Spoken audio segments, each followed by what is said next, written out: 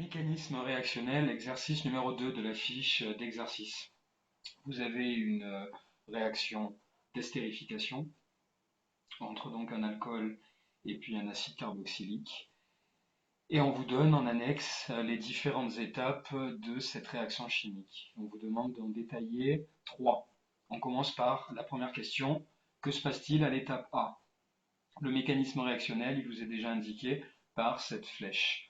C'est une flèche qui va toujours du site donneur vers le site accepteur. Le site donneur, c'était donc un des deux doublés non liants portés par l'oxygène qui est ici. Et le site accepteur, c'est évidemment la charge plus portée par l'hydrogène. Quelle est donc la réponse à cette question? C'est tout simple. À l'étape A correspond donc la formation en fait d'une liaison, c'est-à-dire qu'un doublé non liant porté par l'oxygène va devenir un site liant entre l'oxygène et H. Donc je l'écris ici, un doublé, j'écris en abrégé, un doublé non liant, c'est celui qui est en rouge, porté par l'oxygène, donc porté par O, devient un doublé liant avec H, tout simplement. Intéressons-nous maintenant à la question suivante, la question 1-2. Donc là, cette fois-ci, c'est l'étape C qu'on vous demande à la fois de compléter et de commenter. Bon, là, il n'y a pas de flèche, c'est à nous de les faire. Donc, comment fait-on dans les mécanismes réactionnels? On repère toujours les doublés non liants susceptibles de donner donc, des électrons, et puis les charges positives, qui sont forcément les sites accepteurs. Ici, il y a un site accepteur, c'est le carbone plus. Quels sont les sites donneurs? Il y en a des tas, puisqu'il y a énormément d'oxygène avec à chaque fois deux doublés non liants. Il faut donc regarder le produit qui est ici. Qu'est-ce qu'on a? En fait, cette molécule ici est venue se greffer sur la première. Donc c'est qu'il y a eu un mouvement d'électrons depuis cette molécule vers celle-ci, de manière à former un doublé liant. Donc regardons, il y a un oxygène avec deux doublés non liants, ce sont les sites donneurs. Il y en a deux, on en prend juste un pour faire une seule liaison. Celui-là par exemple, la flèche va toujours du site donneur vers le site accepteur. Donc au cours de cette étape C, qu'est-ce qu'on a? On a simplement formation d'une liaison. Une liaison évidemment covalente. Voilà. Qu'est-ce qu'on peut dire de plus là-dessus? Rien. On passe tout de suite à l'étape, à la question suivante. La question... Ah non, pardon. On n'a pas fait l'étape E. Donc faisons la même chose pour l'étape E. À l'étape E, nous avons un intermédiaire réactionnel qui est ici. On voit tout de suite une charge positive entière. Elle est là. Donc ça, on sait que c'est un site accepteur.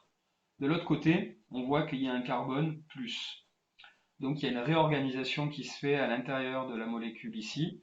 Il va y avoir séparation, coupure d'une partie de la molécule, puisque on en a deux, alors qu'on n'a qu'un seul réactif. Donc il suffit de savoir maintenant quel est le site donneur. Regardons, ça ne peut être que une liaison liant O à C. Pourquoi? Parce que après rupture de cette liaison, c'est le carbone qui se retrouve en déficit d'électrons. Donc c'est forcément une liaison celle-là, qui le relie à O. Alors maintenant, flèche courbe, on en a l'habitude maintenant, du site donneur, c'est donc celui-là, vers le site accepteur. Le site accepteur, on a dit, c'était l'oxygène. Voilà. Et je précise, il faut toujours préciser dans les mécanismes réactionnels, quel est le site donneur, quel est le site accepteur. Donc le site accepteur, il est ici, c'est l'oxygène. Et le site donneur, c'était donc la liaison qui reliait au AC. Qu'est-ce qui s'est donc passé? Eh bien, rupture d'une liaison.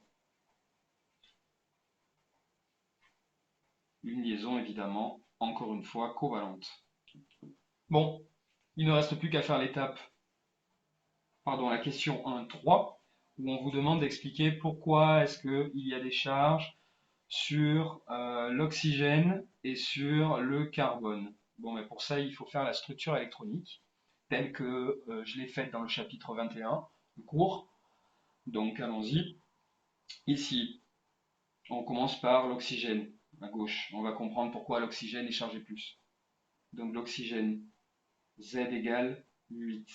Structure électronique, K2, L, 6. Donc 6 électrons ici sur la couche externe.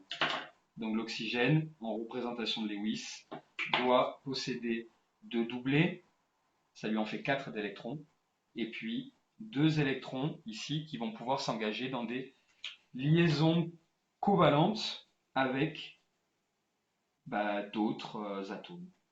Je mets des points d'interrogation ici. Voilà, donc au final, on les compte, 2, 4, 5, 6.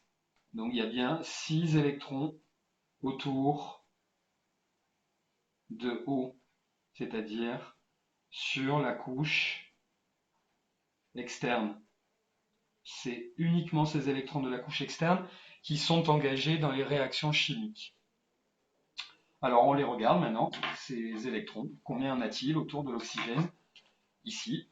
Donc je vais le faire là, en vert peut-être, pour que ça soit plus visible.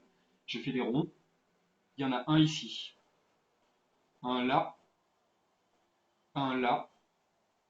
et 2 ici, portés par le doublet non liant. Ça en fait donc 2, 3, 4, 5. Il n'y a que 5 électrons portés par l'oxygène. Je mets or. 5 électrons seulement autour de O dans l'intermédiaire réactionnel que je vais appeler alpha. Alpha, ici. Bon, du coup, la conclusion est évidente. Il lui manque donc un électron. Comme les électrons sont chargés négativement, ça veut dire que l'oxygène sera porteur d'une charge plus.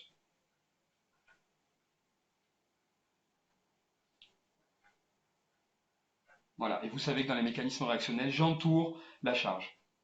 Intéressons-nous maintenant au carbone. Z égale 6, structure électronique, K2, L, 4. Donc on le sait, le carbone est tétravalent, il est entouré de 4 électrons, 1, 2, 3, 4, qui vont pouvoir s'engager dans des liaisons covalentes avec 4 autres atomes. Regardons maintenant ce qu'on a dans notre molécule qui est ici. On les compte. 1, 2, 3. Il lui en manque 1. Alors, on a dit 4 électrons autour de C, c'est-à-dire sur la couche externe, encore une fois. Or, il n'y a que 3 électrons autour de C dans...